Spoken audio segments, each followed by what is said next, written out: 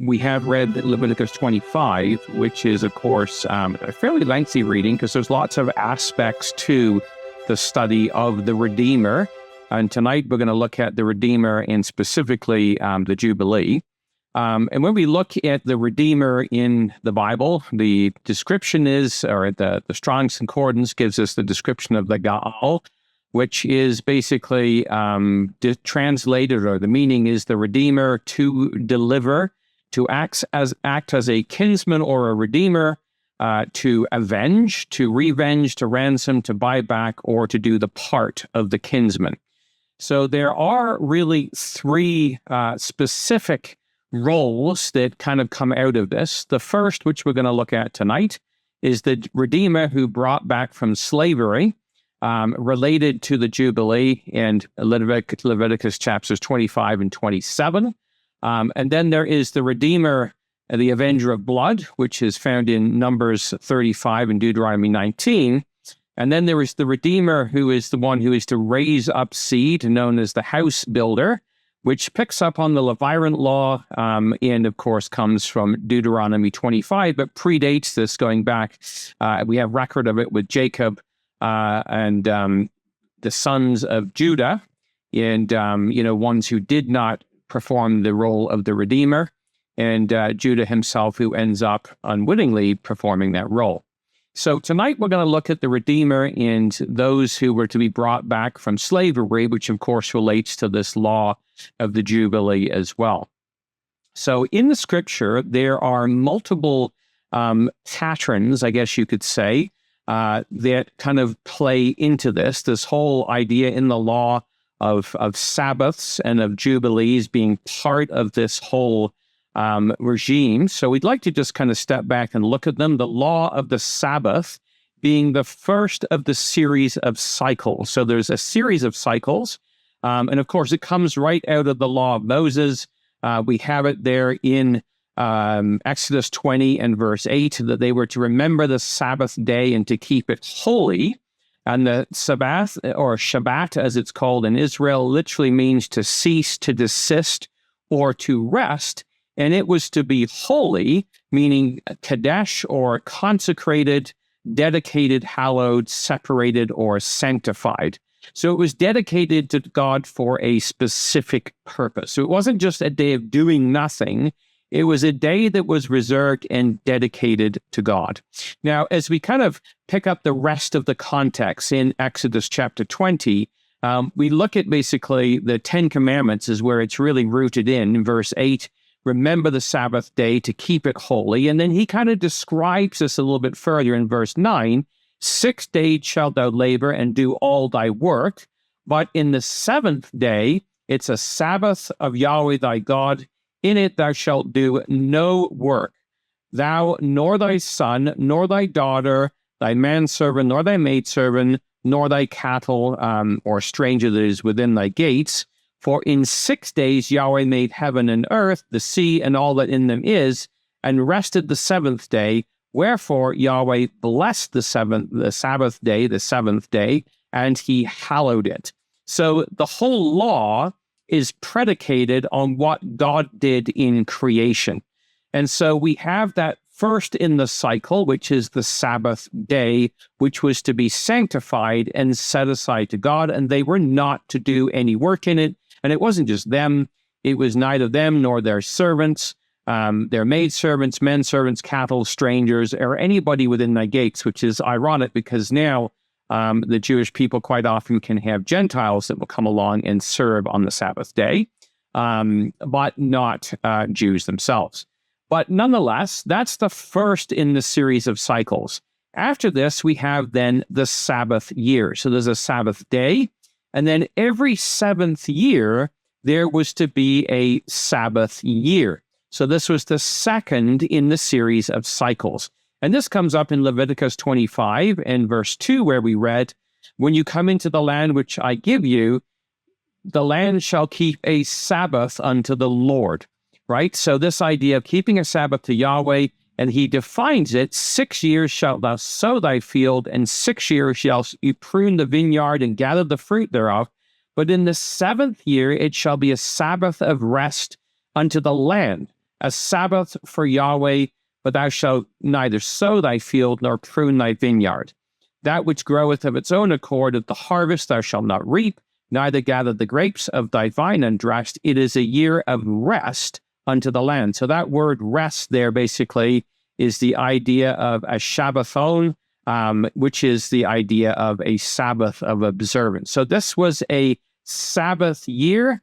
It's a year of rest, and they were not to work the field during that year. So just like there was 7 days, 6 days for work and a 7th of rest, there were now 7 years where they were not to work that 7th year, the field. So as we look at that pattern, it was a time of rest, and it was fairly clearly laid out. It was to be meat for you.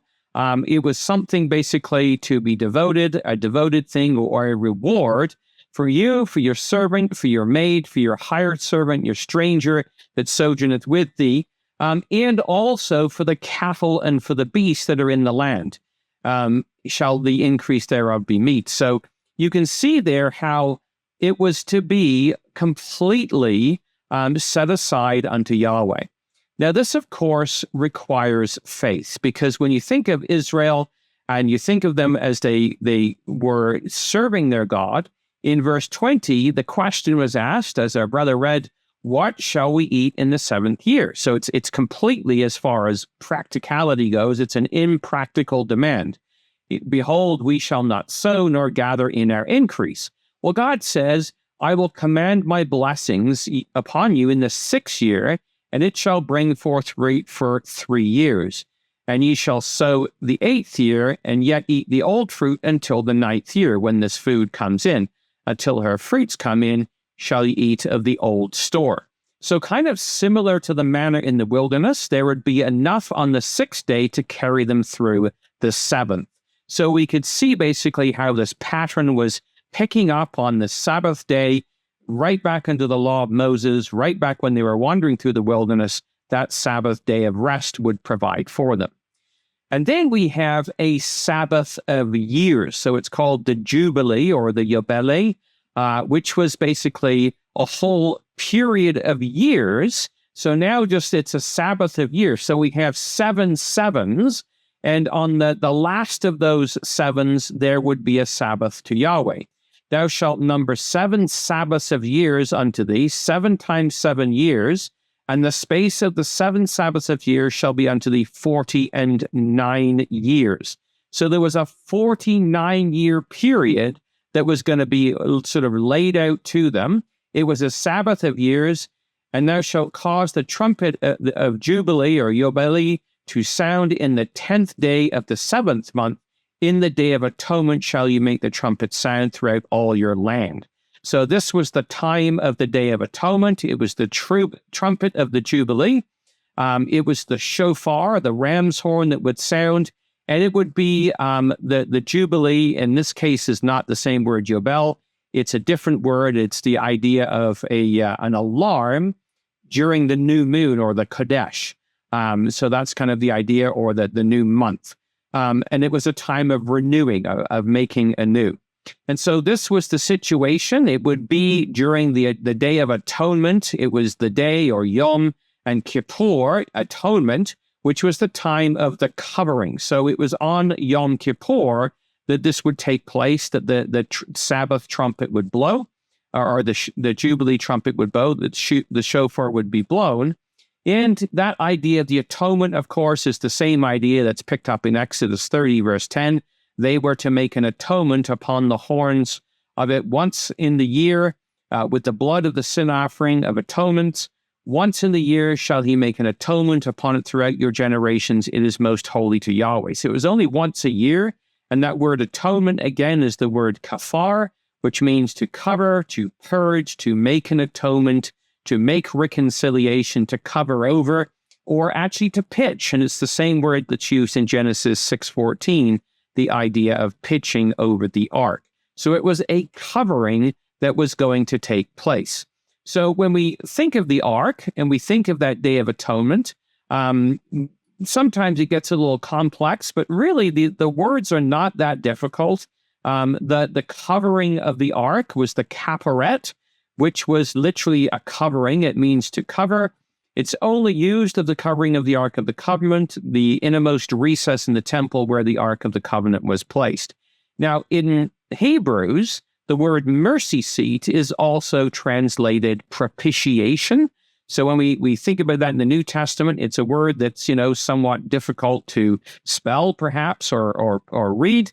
But it simply means a covering. And so it's related to this idea of the mercy seat, the caperet, or the covering. Now, we know it probably in more vernacular terms. You think of the Jews, they wear that little beanie on the top of their head called a yarmulke in Yiddish, but in Hebrew, it's a kippah. And so when you think about that, it takes its root from the word kafar or kippur, which literally means a covering. So you have that Day of Atonement, or Yom Kippur, the Day of Covering. So that's when the year of Jubilee would be sounded, and it was the 50th of the year. So the Jubilee shall be the 50th year unto you. You shall not sow neither reap that which groweth of itself, nor gather the grapes in it of thy vine undressed. So when you think about this, this would be, a period of time that would be a Jubilee that was going to be holy. It was that 50th year, which meant that for 2 years now, the land would lay fallow, because you have 7 years, so you have the 7 sevens. So on the end of that 7th year, you would have no plow or sowing, and then you would have the 50th year where it would also sit fallow for that period of time. So it definitely would have required faith of the children of Israel, and it was during that time that that Jubilee trumpet would be sound. So that word Jubilee is the word Yobel. It's the ram's horn, the trumpet of Jubilee that marks the blowing of trumpets, or the Jubilee year marked by the blowing of trumpets. And literally, it comes from the word Yabal, which means to bear along or to carry, to lead away, to be conducted, or to be delivered. And Gesenius adds the phrase, a joyful sound to this. That's how the word is actually defined. So when we think about it in the scriptures, in Leviticus 25, no doubt it would have been a joyful year, because in verse 10, they were to proclaim liberty to all the land, unto all the inhabitants thereof. It shall be a jubilee or a yobel to you, and ye shall return every man to his possession, and ye shall return every man to his family. So when we think about it, every 50 years, there would be this release after the 7 sevens, that series of years that would take place. That 50th year would be the year of release, where all the captives would go back to the land, and they were to hallow it and keep it holy. And so it was that 50th year. They were not to sow, they were not to reap, they were not to reap that which grows of itself, or gather the grapes of thy vine. They were to leave it undressed. It was to be basically a jubilee, and they were to eat the increase of the field thereof out of the field. So when you think about that, it's something that would definitely have required of them some real faith. And it was to be that year of Jubilee when everybody was to return to his possession. So no doubt it would have been a time of great joy for the people, because they were returning to their possession. Now, of course, there is one more cycle. It doesn't come up here, but it's basically follows the same pattern. That's the millennium, which was going to be a Sabbath of thousands. So we think about this, we pick it up from different places in Scripture, but it follows the same pattern that there would be a Sabbath of thousands to the children of Israel. So when we think about that, we have it. It comes up in Hebrews chapter 4, actually, if you just want to turn there, because this is where Paul picks up on this concept, and he's talking about the Sabbath, and he's talking about the rest, and he's talking about the children of Israel going through the wilderness. And he says, we which have believed do enter into a rest. As he said, this is verse 3, I have sworn in my wrath, if they shall enter into my rest, although the works were finished from the foundation of the world. So he's referring to Israel, and he's saying basically that they wouldn't enter into his rest. although they could have, but they were not going to. And so he cites the scriptures. He says, "For he spake in a certain place of the seventh day on this wise, God did rest the seventh day of all his work." So we see there the pattern. And again, he says in this place, "If they shall enter into my rest. Seeing therefore it remaineth that some must enter therein, and they to whom it was first preached entered not in because of unbelief." So he's kind of emphasizing to us that, look, this was a promise that was made. It was not fulfilled because they didn't enter into the rest. Therefore, there's more coming. And what he's referring to, of course, is Psalm 95, where he talks about harden not your hearts as in the day of provocation, as in the day of temptation in the wilderness. Because he says, when your fathers tempted me and proved me and saw my work, 40 years long was I grieved with this generation, and said, it is a people that do err in their heart. They have not known my ways. I swear in my wrath that they should not enter into my rest. So this was the issue. They have not known my ways. So the core of the problem was God manifestation. They didn't know his ways. And of course, the Lord says to us in John, this is life eternal, that they may know thee, the only true God, and Jesus Christ, whom thou hast sent. But they didn't know his ways. And so that generation was not going to enter in. And so the apostle basically makes the point, well, then there's got to be another generation that will. And so in Hebrews 4, verse 7, he says again, he limiteth a certain day, saying in David, today, after so long a time, if that you will hear his voice, harden not your hearts, for if Joshua had given them rest, they would not have afterwards spoken of a day. There remaineth therefore a rest to the people of God. So he limited a certain day, basically saying after so long a time, and of course these people didn't go in, but there remains therefore a rest, he says, to the people of God. And so that, of course, is what we are looking for. And so when you look at that and you think about this idea of the rest for the people of God, this was what they'd been looking for through the wilderness. In fact, if you remember, if you go back to Numbers chapter 10, this was where, as they're traveling through the wilderness, the ark would go out ahead of them, searching out a rest. So we have it there, the ark searching in verse 33, they departed from the mount of Yahweh, 3 days' journey. The ark of the covenant of Yahweh went before them in the 3 days' journey to search out a resting place for them. And of course, this has a great spiritual lesson to us with the Lord Jesus Christ, who has gone ahead of us to search out a resting place for us. But that was the picture that was given back under the law. And so coming back to where Paul is writing, he basically saying, look, this is, saying that down the road, there was going to come this time. And so he emphasizes there, therefore remains a rest for the people of God. And that's the 7,000th year that we are looking for. And of course, Peter brings it up, in 2 Peter 3, beloved, be not ignorant of this one thing, that one day is with the Lord as 1,000 years, as in 1,000 years as one day. And the 90th Psalm, for 1,000 years are in thy sight as but yesterday, when it is past as a watch in the night. So we have that pattern of the 7 days of creation. And Peter makes the analogy that 1,000 years is as a day. So as we have 6 days and then the seventh day of rest, we pick that up, and Paul's kind of sewing those pieces together, that is what we are looking for. And of course, that takes us through to the book of Revelation, because that is exactly what we're going to see in Revelation 20 in verse 4, where he says, I saw thrones and them that sat on them, judgment was given unto them, and I saw the souls of them that were beheaded for the witness of Jesus, for the word of God, which had not worshipped the beast, neither his image, neither received his mark upon their foreheads or in their hands, and they lived and reigned with Christ 1,000 years. So that's that 1,000 years of rest that we look forward to, the millennia, in the final picture of things.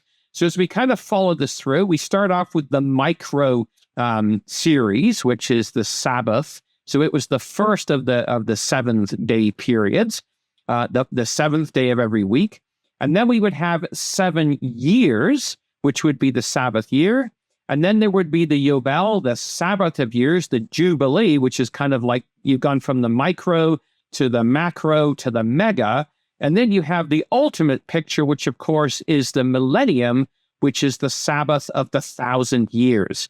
So all of those pictures kind of lay out for us in what we see in Leviticus as it kind of starts here. We've got the Sabbath day, then the Sabbath of years, and then basically the Yobel, which or the Sabbath year, and then the Sabbath of years, and then picking up with what Paul says in Peter, we have, of course, the millennial period, which ties in with the book of Revelation. So just to kind of see how that scope kind of comes together, and we'll come back to this at the end of the class. But what we want to do then is start looking then at this idea of the Sabbath and the purchasing of the brother, the period of rest and the period of relief.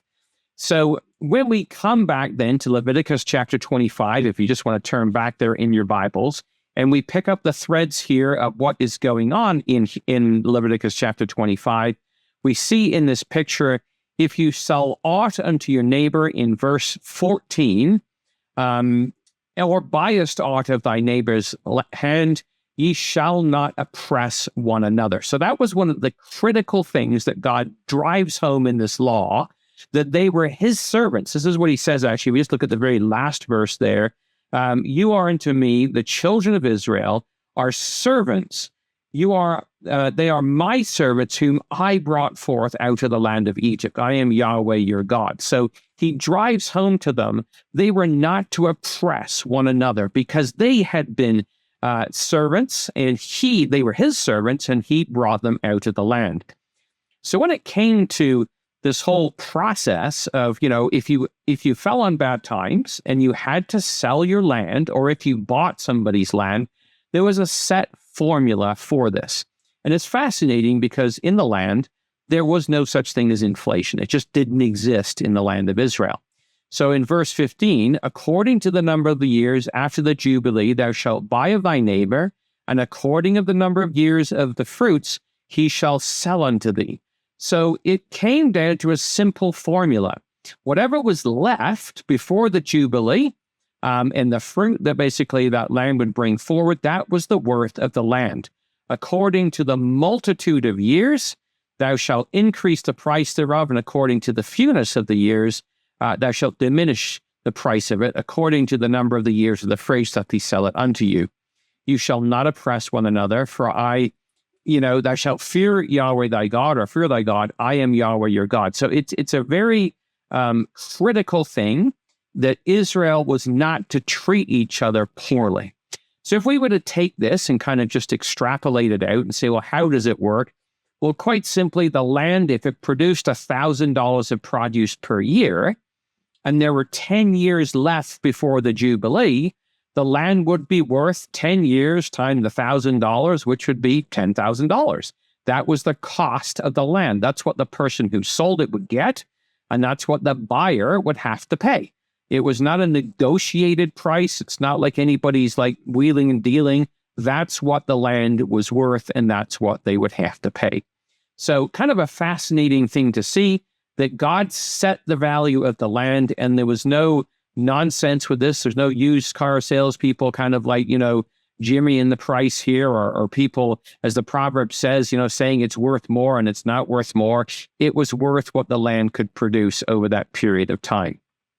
So the other thing was, there was no selling it forever. In verse 23, the land shall not be sold forever, for the land is mine, and you are strangers and sojourners with me, which I think is a fascinating point. Like they were not allowed to give it away forever. And in all the land of your possession, you shall grant a redemption for the land. And so this is predicated on the law, or the law is predicated on the promises to Moses in Genesis, or to Abraham, in Genesis 17. I will give unto you and to thy seed after the land wherein thou art a stranger, all the land of Canaan for an everlasting possession, and I will be their God. So the land was not theirs to give away.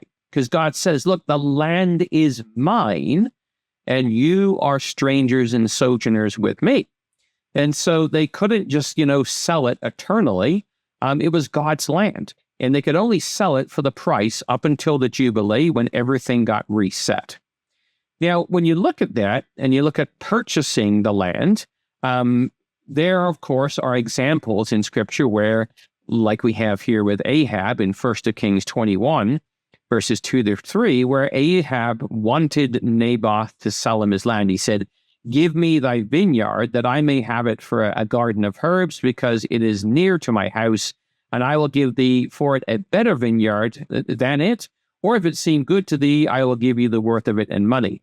And Naboth said to Ahab, "Yahweh forbid it me, that I should give the inheritance of my fathers unto thee." So here we see very much a principle that's laid out there that Abraham had been promised the land, and is the inheritance of my father, said Naboth, and he couldn't give it to Ahab for a permanent possession. Didn't matter what he did, if he gave him a better vineyard or if he gave him money for it, that was not his to give away, because the land was God's. And so, when you look at this, there was a problem in the time of Israel. If you just come to Isaiah chapter 5, so this is on from the time of Ahab, but it's not something that went away. There were those who were trying to take other people's possessions. So in Isaiah 5, and this is reading from the Complete Jewish Bible, "Woe to those who add house to house, that join field to field, until there's no room for anyone else. And you live in splendor alone on your land." And you can kind of say, well, that is today by no stretch of the imagination. That's the way it is. But that's what they were doing, is they were increasing their land. And if you just come over to Micah chapter 2, this comes up in the prophecy of Micah as well, where this was one of the things that Israel was indicted for.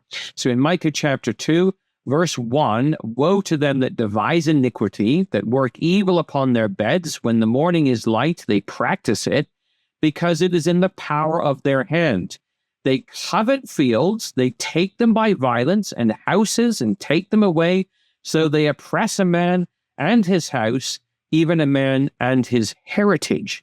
So, that was the problem. And God says, "Wherefore thus saith Yahweh, behold, against this family do I devise evil, from which ye shall not remove your necks, neither shall you go out hastily, or haughtily, for it is a time of evil." So the prophecy of Micah begins with how God would bring judgment on them because they neglected his promises in the things that he had laid out in the land. And so when we come back to Leviticus 25, these were the principles that were laid out in there, that they were not to oppress their brother. They were not to steal their brother's land or basically try and swindle him out of it anyway. But there was provision if somebody ran into trouble. So come back to Leviticus 25, and let's look at verse 25. "If your brother be waxen poor, and hath sold away some of his possession, and if any of his kin come to redeem it, then shall he redeem that which his brother sold." So that was the rule, basically. If my brother had sold his land, but I was able to redeem it, and I came, and I was to redeem it, it had to be redeemed. I couldn't hold on to it and say, "Look, I've got a transaction here. I bought this land. I've made this investment." It had to be sold back to the Redeemer. And when you keep reading there, "If a man have none to redeem it, and himself be able to redeem it, then he could go ahead and redeem it. Let them count the years of the sale thereof, and restore the overplus unto the man to whom he sold it, that he may return to his possession." So again, the value of the land was such that whatever was left, it had to go back to him.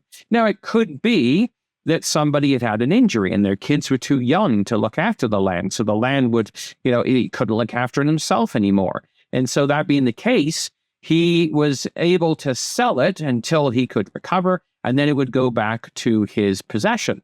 And so there was the ability to buy back the land. And so that's the idea we have in verse 28. If he's not able to restore it to him, then that which is sold shall remain in the hand of him that hath bought it until the year of Jubilee. But when it came to the Jubilee, it would go out and everybody would return to their possession. So that was the situation, is that if you couldn't redeem it, if you didn't have a redeemer who could come and buy the land, a brother or a cousin or whoever it might be, then it would stay in the hand of the person who had bought it until the year of Jubilee. And at that point in time, it would go back out. Now, one of the other things that was laid upon them is that they could not take usury. And there was a principle here that they had to abide by. If your brother, verse 35, be waxen poor and fallen in decay with thee, thou shalt relieve him. Yea, though he be a stranger or a sojourner, that he may live with you.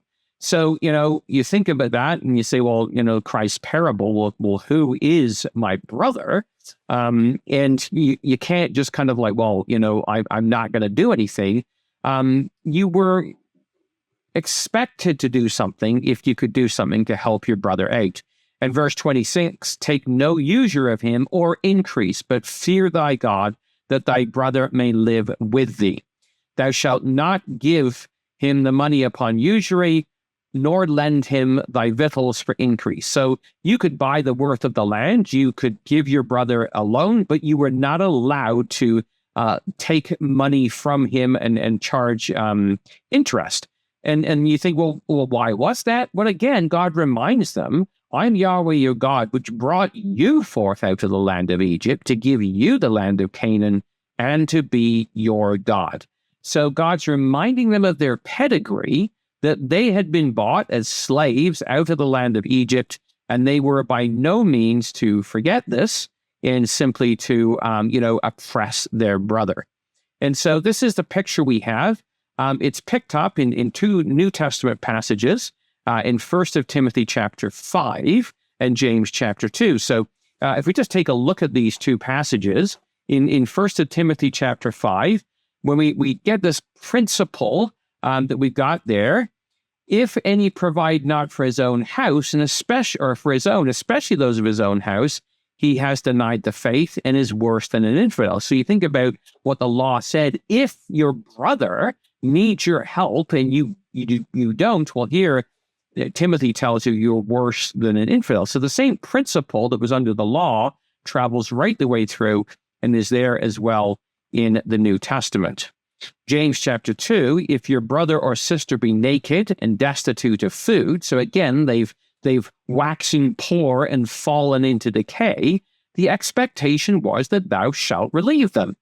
And one of you say to him, well, depart in peace, be warmed and filled, notwithstanding you give them not those things which are needful for the body, what doth it profit? Even so, faith, if it hath not works, is dead, being alone. So that was the principle that was picked up, and it's picked up again in the Epistle of John, if we just come over to 1 John.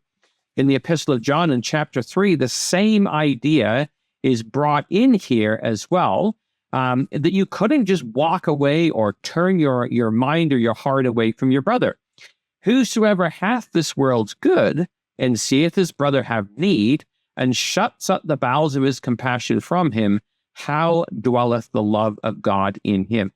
So that is the principle of God manifestation. My little children, he says, let us not love in word nor in tongue, but in deed and in truth. So the idea is, this is not some kind of academic exercise, but it needs to be our belief, our manifestation of the character of the Father needs to be in deed and needs to be in truth. It needs to be in action and it needs to be in reality. The word truth there literally meaning that which is put into action, that which is factual because it has happened.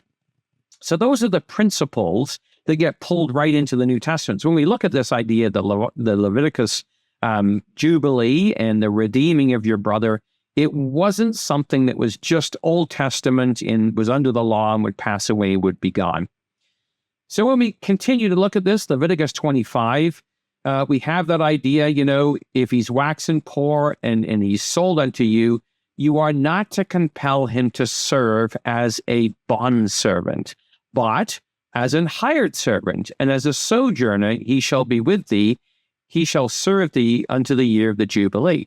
So you were not to treat him like a slave, but rather as an employee, as a hired servant. You couldn't simply, think that you could get away with treating him super poorly and oppress him or whatever else, because he was to be a sojourner with you. You were to treat him as a hired servant, and at the year of Jubilee, he would go out. And so those are the principles in the Old Testament, but they also get picked up in the New Testament. You think of 1 Peter chapter 5, verse 2. They were to feed the flock of God, which was among them, taking the oversight thereof, not by constraint, but willingly, not for filthy lucre, but of a ready mind. So they had to have this readiness of service, neither as being lords over God's heritage, but in samples to the flock. So in this case, it's talking obviously about leading in the ecclesia, but the idea was that they were not to oppress their brethren. They were not to be lords over God's heritage, but in samples or examples to the flock. And again, it's picked up in Romans. Who art thou that judgest another man's servant? To his own master he stands or falls. Yea, he shall be holden up, for God is able to make him stand. So the same principles picked up like by Paul, just like it was under the law, that they couldn't behave this way because they had been slaves in Egypt and God had brought them out. So it's a wonderful thing when you see it, very practical, and it had some great principles that are pulled right forward into the New Testament. Now, it's interesting that this idea of the Redeemer kind of goes forward into the nation of Israel as well, because it had been sold into bondage. And if you just come to Isaiah 50, it's quite fascinating to see God's commentary on this, because you think about it, if your brother is waxen poor, whatever it was, and he sells himself or sells his land and he has to come and serve or whatever it might be, then they were to redeem him. But Israel, if we look at Isaiah chapter 50, God says here of Israel, he says, look, he says, thus saith Yahweh, where is your bill of divorce, of your mother's divorcement, whom I have put away? Or which of my creditors is it to whom I have sold you? He says, God says, I didn't do this. Behold, you yourselves, for your iniquities have sold yourselves, and for your transgression is your mother put away. So this is something that they had done themselves. And it's fascinating to see how this basically comes into play. So the selling of Israel was something that they had done, but God was going to redeem them. Wherefore, verse 2, he says, when I came, was there no man? When I called, was there none to answer? Is my hand shortened that I can't, shortened at all, that it cannot redeem? Or have I no power to deliver? So here God is saying, look, I can do this. I can redeem. Even though you've sold yourselves, my hand is not shortened that it can't redeem, nor that it cannot deliver. So he says, I'm going to rebuke, I will, at my rebuke, I will dry up the sea. I will make the rivers a wilderness. Their fish will stink because there's no water, and dieth for thirst. So God talks about through Isaiah how he's now going to redeem them and to deliver them. Now, this word redeem here is the word paduth or padut, which is the idea of a ransom, paying of an amount for the price of the release of someone or something from captivity. Now, it's not quite ransom the way that we think of it today. We think of today ransom, somebody takes somebody hostage and you have to go and you pay the ransom money and buy them back. This is not the way it was. They had sold themselves, or they'd sold their land, and basically this was the cost of redeeming them from captivity. And so the deliverer in this case, the Natsal, means to snatch away, to deliver, to rescue, to recover, to deliver from troubles, or to deliver from guilt and sin. So when we think about Israel selling themselves, there is also the picture of the Redeemer of Israel who would come. So just come over a couple of pages to Isaiah 52. We see here the picture of Israel's redeeming. Isaiah 52, we read there in verse 2, "Shake thyself from the dust, arise and sit down, O Jerusalem, loose thyself from the bands of thy neck, O captive daughter of Zion." So we see again here, we've got Jerusalem that is to be released. It is the captive daughter of Zion. And he says, for thus saith Yahweh, you have sold yourself for naught, you shall be redeemed, but it's going to be without money. God is going to redeem them a special way. They had sold themselves because of their own iniquities, and God is going to redeem them. So when we look at this, if we come back to the 51st chapter of Isaiah, and he goes on there and says, "Art thou not it which hath dried up the sea, the waters of the great deep, that hath made the depths of the sea a way for the ransom to pass over?" So here we see God bringing Israel back. The ransomed, those who have been redeemed, would return to their possession. "Therefore the redeemed of Yahweh shall return, and come with singing unto Zion. An everlasting joy shall be on their head. They shall obtain gladness and joy, and sorrow and mourning shall flee away." Now, if you contrast that to the day of Jubilee under the law, or to the person that was being redeemed, it was a time of singing, a time of joy. Gladness and joy and sorrow and mourning would flee away because they had been redeemed. So we come back to Leviticus in chapter 25. We see here this picture of this blowing of the trumpet. "Thou shalt cause," verse 9, "the trumpet of the Jubilee to sound on the 10th day of the 7th month. In the day of atonement shall you make the trumpet sound throughout all the land." And that would be the scene that Israel would return. It was the Jubilee, the alarm, the signal, the joyful sound. And we can certainly get this idea in our minds and our hearts when we think about what is taking place here with Israel in the land. And so this is the picture that we have in Isaiah chapter 54 as we kind of contrast between Isaiah and Leviticus. We read there, "Yahweh is your husband," verse 5. "Yahweh of hosts is his name. The Holy One of Israel is your Redeemer. The God of the whole earth he is called." So he was their Gaal. "For Yahweh has called you like a wife forsaken and grieved in spirit, like a wife of youth when she is cast off, saith your God.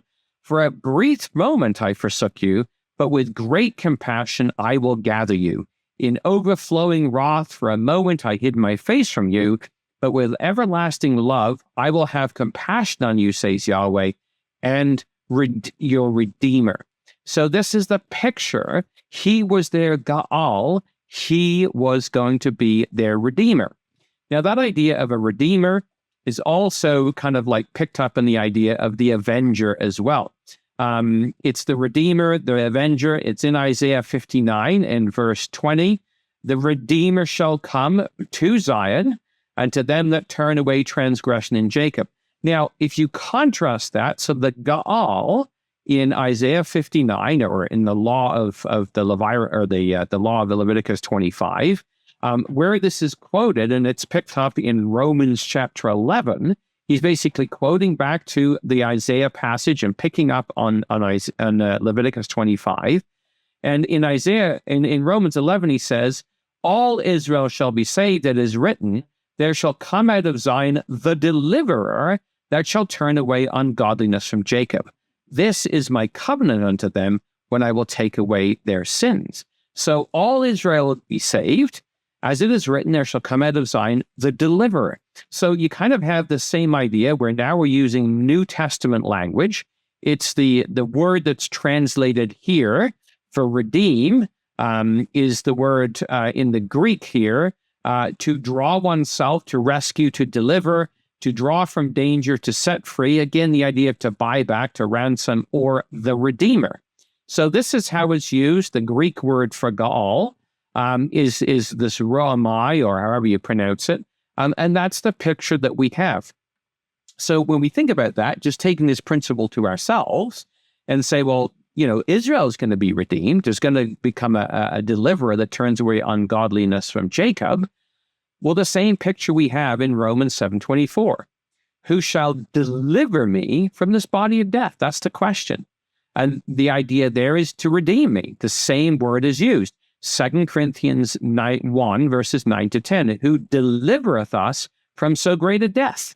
And Colossians chapter 1, verses 12 to 14. He has delivered us from the power of darkness. So this is the same kind of concept, same word that's used here throughout, is us being redeemed from this body of death, from the nature that we possess, that basically is not our crime, it is our misfortune. So when we think about that idea, and it carries through into the New Testament, just come over to Ephesians chapter 1 for a moment, because the same idea that's rooted in the law is that there would be a redeemer or a deliverer, one who had the ability to buy them back. So in Ephesians chapter 1, we have this idea expressed here. Blessed be the God and Father of our Lord Jesus Christ, who has blessed us with all spiritual blessings in heavenly places, according, verse 4, as he has chosen us in him before the foundation of the world, that we should be holy and without blame before him in love, having predestinated us unto the adoption of the children by Jesus Christ to himself, according to the good pleasure of his will, to the praise of the glory of his grace, wherein he hath made us accepted in the beloved. Now, if you just think about that, there is Israel called out of Egypt. God says, I brought you to myself. I'm the one who redeemed you. Here you have the saints who have been redeemed. They have been chosen. They have been blessed with spiritual blessings, becoming heirs of the promises, the adoption of children by Jesus Christ to himself. And so he says, in whom we have the redemption through his blood, the forgiveness of sins according to the richness of his grace. And so that's the picture that we have in Ephesians. It's picked up again in Romans in chapter 8, where we have the same concept here in Romans chapter 8 and at verse 21, because the creature itself also shall be delivered from the bondage of corruption. So just listen to those words. We are delivered, we are redeemed from the bondage of our nature of corruption into the glorious liberty of the children of God. So you think about that. There's the land was the inheritance of the children. God says, it's my land, I've given it to you. You can't sell it, you can't take it away forever. But they would be redeemed. They would deliver it from bondage to the glorious liberty of the children of God. And so that's that same picture here of being delivered, to be set at liberty. Slightly different word, but the same idea is here. So he goes on to say, for we know that the whole creation groaneth and travaileth in pain together until now. And not only they, but ourselves also, which have the first fruits of the Spirit, even we groan within ourselves. Well, what are we waiting for? We're waiting for the adoption, to wit, the redemption of the body. And that word redemption there is the idea of the buying back, the ransom, the liberation, the releasing effect, the buying back from bondage. After a brother had sold himself due to his misfortune, he would be purchased back. And so Paul says, for we are saved by hope, or as the definite article is there, the hope, which of course is the hope of Israel. But hope that is seen is not hope, for what a man seeth, why doth he yet hope for it? So hopefully that kind of gives you a little bit of a tie together of this principle that we have there in the Leviticus. It carries right the way through to the New Testament, the idea of the promise of the inheritance and the release from bondage. And so the same is true with us, the release from our nature. We look forward to that, to the inheritance, to the glorious liberty of the children of God. Now, I just want to take a minute and just kind of take this concept just a little bit further. We talked about those patterns at the beginning, how there was the Sabbath day, then there was the Sabbath year, and then there was the Jubilee period, and then we got into the millennia. Well, I just want to focus on that Jubilee period just for a moment and just look at the Jubilee time. when we consider how this all works, the Jubilees, there's been, I think, about 47 of them since 333 BC, right? And years ago, it was actually at Swanwick Bible School. I put up a version of this slide. I think it was April 2016. And the point we made back then was that there are events that take place every 50 years. In 1867, Mark Twain had described Palestine as a silent, mournful expanse. He says, we never saw a human being there. And then 50 years later, we have, of course, the drying up of the river Euphrates in 1917. Another event took place 50 years after that. In 1967, we saw the taking of Jerusalem by Israel. And at the time we mused, well, what would happen in 2017? And we didn't know at that point in time. Would there be some event in 2006-17? That there had been one in 1917, the drying up of the Euphrates. In 1967, Israel had become basically, or Judea and Jerusalem had become part of Israel again. What would happen in 2017? And of course, it was in 2017 that we had the proclamation from America to recognize Jerusalem as the capital of Israel, and the recognition of areas of the Golan Heights and so on, and the pledge to move the embassy of America to Jerusalem, which was accomplished in the last year of Trump's rule. Well, interesting that there's some major events, because 2017 was definitely a major event. It's what kind of gave birth to the Abraham Accords, kind of changed the paradigm in the Middle East. Actually, what caused this war that's just taken place in Gaza was basically the idea that Israel would make peace with its Arab neighbors, with Saudi Arabia, it looked like, and so Hamas decided we got to do something about that. So we're still living through some of the troubles that have come out of that. But if you took this a little bit further, and you said, well, what about the next Jubilee period? 2067.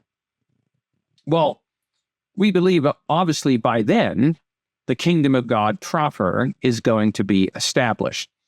But I want to take you back a couple hundred years to a writer who had something to say about this kind of time period.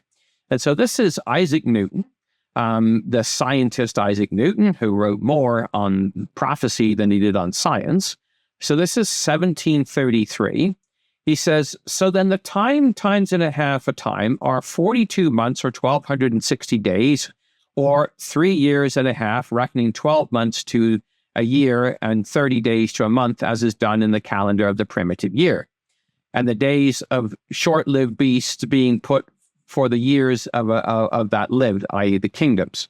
So he says, the period of the 1,260 days is dated from the complete conquest of the three kings, AD or AC 800, will end in AC 2060. Now, it may end later, but I have no reason for seeing it ending sooner.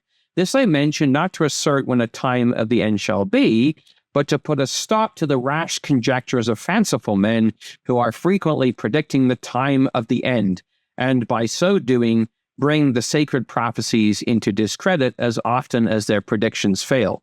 Christ comes as a thief in the night, and it is not for us to know the time and the season which God hath put in his own breast. Now, interesting comment there by Isaac Newton. He had nothing to gain by this. He says, I'm looking at this time period, and I project it out to be 2060, which will be the end of all these things, or thereabouts. He says it might be a little bit later. Now, it's not for us to know, actually, it's the day and the hour, but the times and the seasons is something that we do know. We do know the times and the seasons. Now, interestingly, it was Brother Thomas who used this idea of the trumpets of Jubilee in the trumpet of silver, which was to be sounded around this time. So Numbers 10, verses 2 to 4, they were to make 2 trumpets of silver, of a whole piece shall they make them. They shall use them for the calling of the assembly and for journeying of the camps when they shall blow with them. All the assembly shall assemble themselves to thee at the door of the tabernacle of the congregation, If they blow but with one trumpet, then the princes, which are heads of the thousands of Israel, shall gather themselves unto thee. So the trumpets were used for the gathering of the people.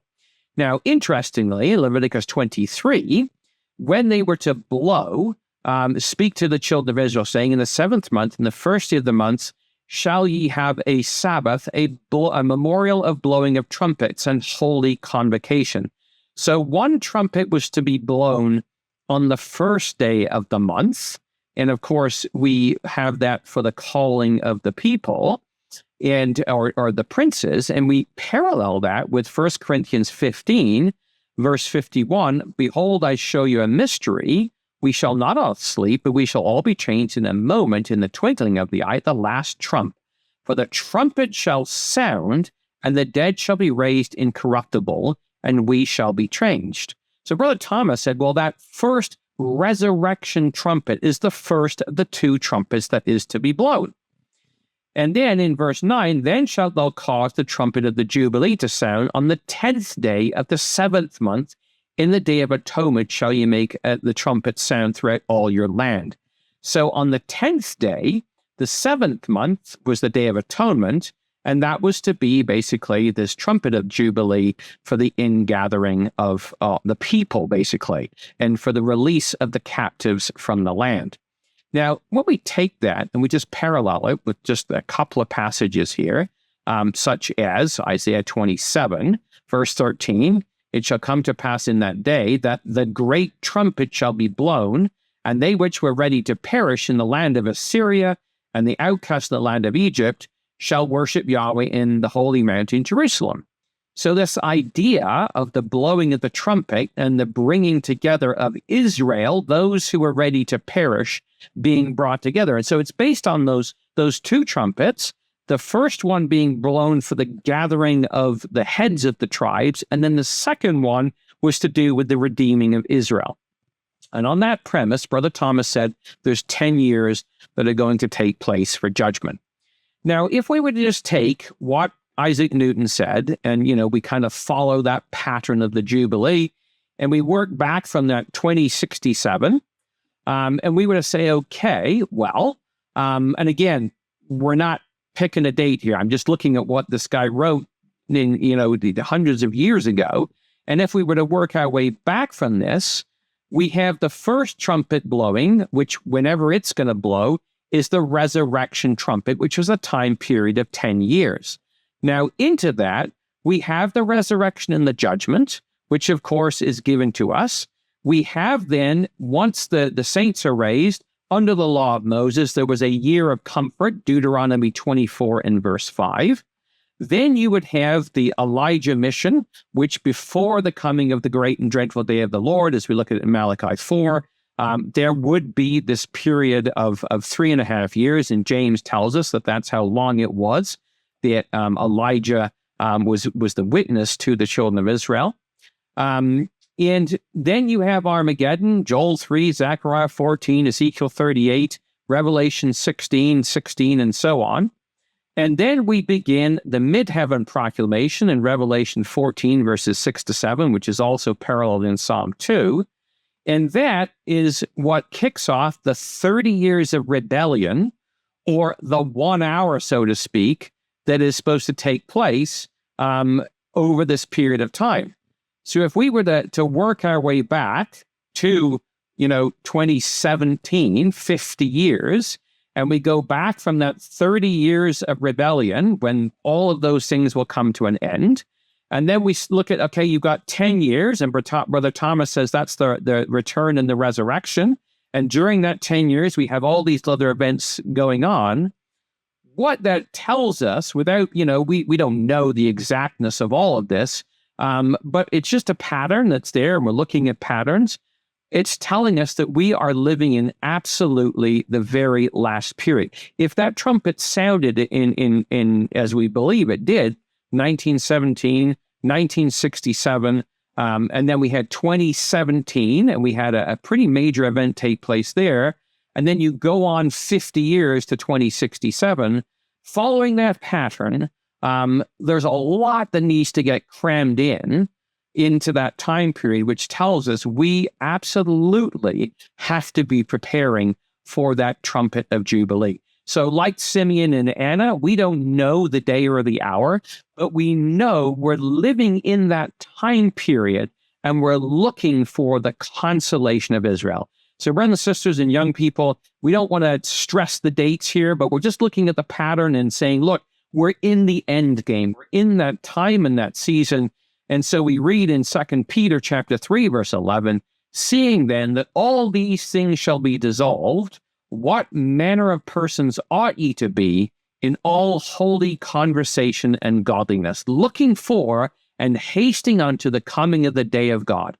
And that's what we need to be. All the things around us that seem material are all going to melt away like this little ice cube until they're gone.